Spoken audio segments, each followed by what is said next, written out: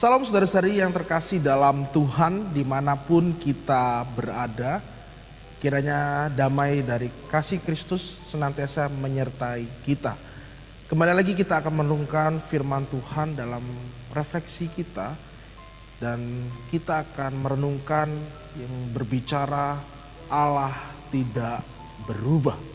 Yang terambil dalam Maleakhi 3 ayat 6 sampai dengan ayat yang ke-12. Saudara kasih dalam Tuhan, ada seseorang yang mengatakan bahwa Allah perjanjian lama adalah Allah yang murka. Sedangkan Allah perjanjian baru adalah Allah yang mengasihi.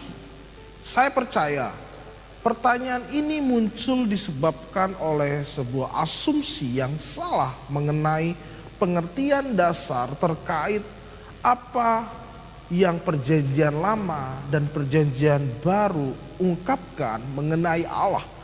Fakta bahwa Alkitab merupakan penyataan diri Allah secara progresif melalui sebuah peristiwa sejarah dan cara Allah bagaimana berhubungan dengan manusia sepanjang sejarah memungkinkan terjadinya salah pengertian terhadap Allah dalam perjanjian lama dengan Allah perjanjian baru. Namun saudara yang terkasih dalam Tuhan, ketika seseorang membaca baik-baik perjanjian lama maupun di dalam perjanjian baru, langsung terlihat jelas bahwa Allah tidak berbeda. Saudara yang terkasih dalam Tuhan, demikian juga hari ini pengajaran bahwa Allah tidak berubah salah satunya muncul dalam kitab Maleakhi. Pada zaman Maleakhi, bangsa Israel yang sudah lumayan lama kembali dari pembuangan, tetapi bukannya mereka semakin setia kepada Tuhan, semakin melekat kepada Tuhan, tapi mereka justru jatuh kembali pada kebiasaan yang tidak menghormati Allah.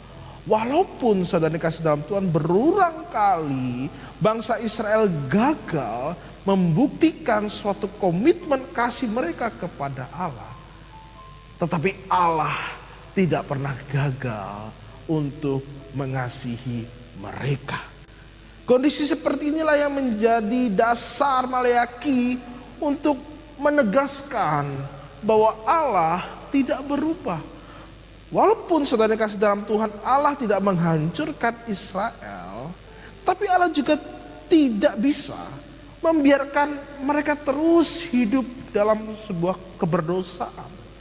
Lalu apa yang Allah lakukan? Dalam ayat 7 sampai dengan 8 dikatakan Allah menegur mereka dengan menunjukkan dosa-dosa mereka. Dan akhirnya mereka dikembalikan lagi, memanggil mereka kembali kepada Allah.